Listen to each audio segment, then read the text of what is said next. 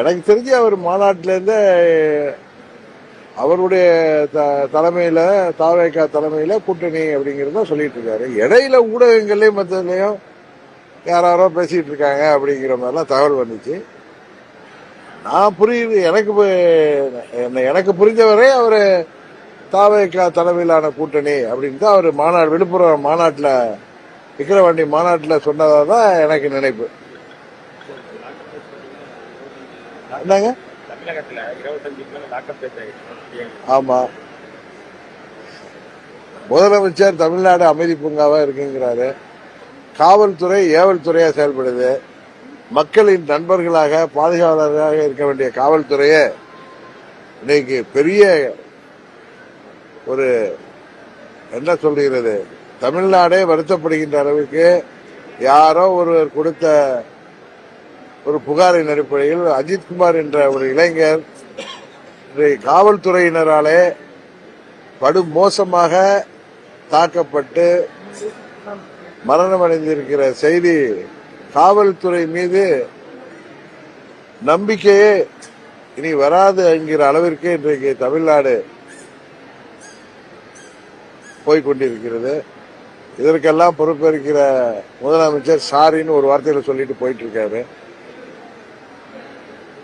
26 சட்டமன்ற பொது தேர்தல் மீண்டும் தமிழ்நாட்டில் சட்டம் ஒழுங்கு பராமரிக்கப்படுகின்ற ஒரு நல்லாட்சி, மக்கள் விரும்புகின்ற ஆட்சி, மக்களுக்கு பாதுகாவலர்களாக காவல்துறை எப்படி புரட்சி தலைவி அம்மா அவர்கள் காலத்தில் எல்லாம் செயல்பட்டதோ அதுபோல செயல்படுகின்ற ஒரு காலத்தை உருவாக்குகின்ற ஆட்சியாக எங்களது கூட்டணி ஆட்சி தமிழ்நாட்டில் உருவாகும்.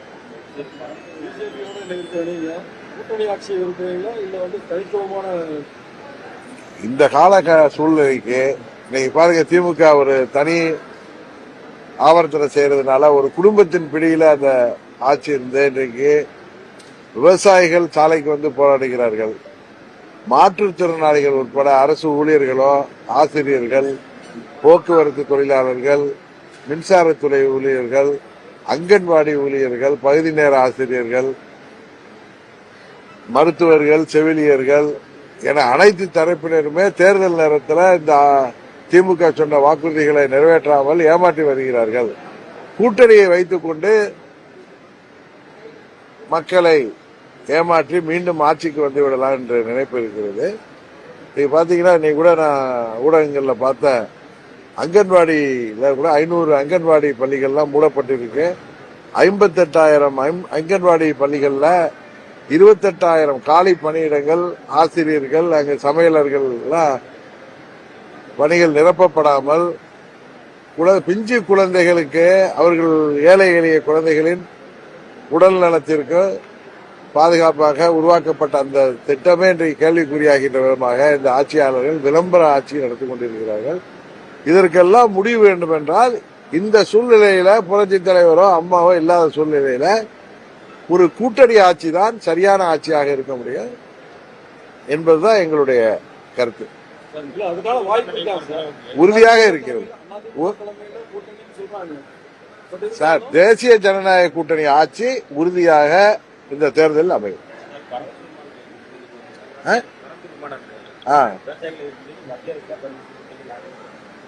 ஆக்சுவலா தேர்தல் நேரத்தில் ஒரு வாக்குறுதி சொல்லியிருந்தார், விவசாய நிலங்களை பாதுகாப்போன்னு. அந்த என் நம்பர் கூட ஞாபகம் இல்லை. ஆனால் இன்றைக்கு பரந்தூர் விமான நிலையத்திற்கு தமிழ்நாடு அரசு முனைப்பாக இருக்கிறது.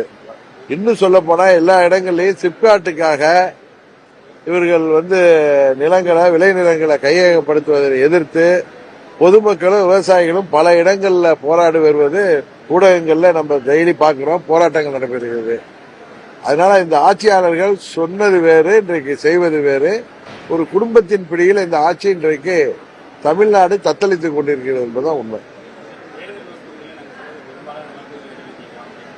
நிறைவேற்றிட்டு அவங்களே சொல்றாங்க. நீங்க கேட்கணும், இல்ல நீங்க ஊடகத்தை சேர்ந்தவர்கள்லாம் இந்த அவங்க நிறைவேற்றாத வாக்குறுதிகள் தான் 80% மேல இருக்கு. அரசு ஊழியர்களுக்கு பழைய ஓய்வு திட்டம் அறிவித்தார்களா? பகுதி நேர ஆசிரியர்கள் பணி நிரந்தரம் செய்தார்களா? இளைஞர்களுக்கு வேலை வாய்ப்பை உருவாக்கி இருக்காங்களா? இந்த போதை மருந்து, கஞ்சா போன்ற போதைப் பொருட்களின் நடமாட்டத்தை ஒழிச்சிருக்காங்களா? 3 வயது சிறுமியிலிருந்து 80 வயது மூதாட்டி வரை இன்றைக்கு பாதுகாப்பற்ற சூழ்நிலை, வன்கொடுமைக்கு ஆளாகின்ற சூழ்நிலை. இந்த கொங்கு மண்டலத்தில் எல்லாம் தோட்டங்கள்ல, வீடுகள்ல வயது முதிர்ந்தவர்கள் பல இடங்கள்ல கொலை செய்யப்படுகிறார்கள். அதுல கைது செய்யப்படுவதிலேயே பல பிரச்சனைகள் வருது. இன்றைக்கு காவல்துறை செயலற்று இருக்கின்றது என்பதுதான் உண்மை.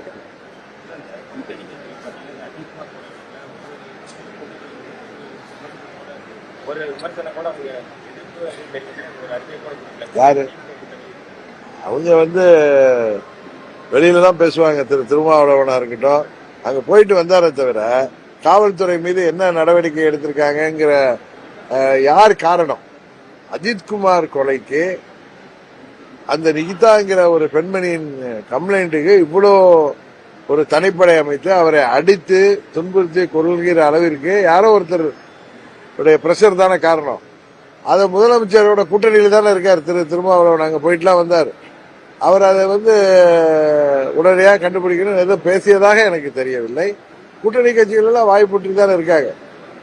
சிபிஎம் லீடர் திரு சண்முகம் அவர்கள் இடையில இந்த வாக்குறுதிகள் எல்லாம் நீங்க சொன்ன கேள்விக்கு மீண்டும் பதில் சொல்றேன். தேர்தலுக்கு முன்பு சொன்ன வாக்குறுதிகளை நிறைவேற்றினால்தான் தைரியமாக தேர்தலை சந்திக்க முடியும்னு அவரு ஓப்பனாவே ஊடகத்திலே பேட்டி கொடுத்தா நான் தொலைக்காட்சிகள்ல பார்த்தேன். சார், தமிழகத்தில் கூட்டணி ஆட்சி அமைக்கும் அப்படின்னு சொல்றீங்க. ஆனா இந்த கூட்டணிக்கு தலைமை ஏற்றுக்கக்கூடிய அதிமுக வாய்ப்பே இல்லை. அதாவது நாங்கெல்லாம் தேசிய ஜனநாயக கூட்டணியில அங்க வைக்கிற கட்சிகள். 2024 தேர்தலில் மோடி அவர்கள் மீண்டும் இந்தியாவின் பிரதமராக வந்தால்தான் நாட்டின் பாதுகாப்புக்கும் வளர்ச்சிக்கும் சிறந்ததாக இருக்க முடியும் என்கிற ஒரே எண்ணத்தோடு அன்கண்டிஷனலா நிபந்தனையற்ற ஆதரவாக நாங்கள் அந்த கூட்டணியில் இருக்கின்றோம். இன்றைக்கு தேசிய ஜனநாயக கூட்டணி ஆட்சினாலே உங்களுக்கு தெரியும், 2014 19 பாஜக பெரும்பான்மையோட ஆட்சி அமைத்த போது கூட அவர்கள் கூட்டணி கட்சிகள் எல்லாம் மந்திரி சபையில் சேர்த்து கூட்டணி மந்திரி தான் அமைத்தார்கள். எனது புரிதல் என்னவென்றால் தேசிய ஜனநாயக கூட்டணி ஆட்சி என்றால் அது கூட்டணி மந்திரி சபை தான் என்பது அது கூட்டணி சேர்ந்து முடிவு செய்வாங்க. செய்திகளை உடனுக்குடன் தெரிந்து கொள்ள கீழ்கண்ட கேபிள் மற்றும் டிடிஎச் நெட்வொர்க்குகளில் எம்நாடு செய்தி தொலைக்காட்சியை காணுங்கள். பாதகம் செய்பவரை கண்டால் நாம் பயம் கொள்ளலாகாது பாப்பா. மோதி மிதித்துவிடு பாப்பா, அவர் முகத்தில் உமிழ்ந்துவிடு பாப்பா. அண்மை செய்திகளை உடனுக்குடன் தெரிந்து கொள்ள இணைந்திருங்கள் எம்நாடு தொலைக்காட்சியுடன்.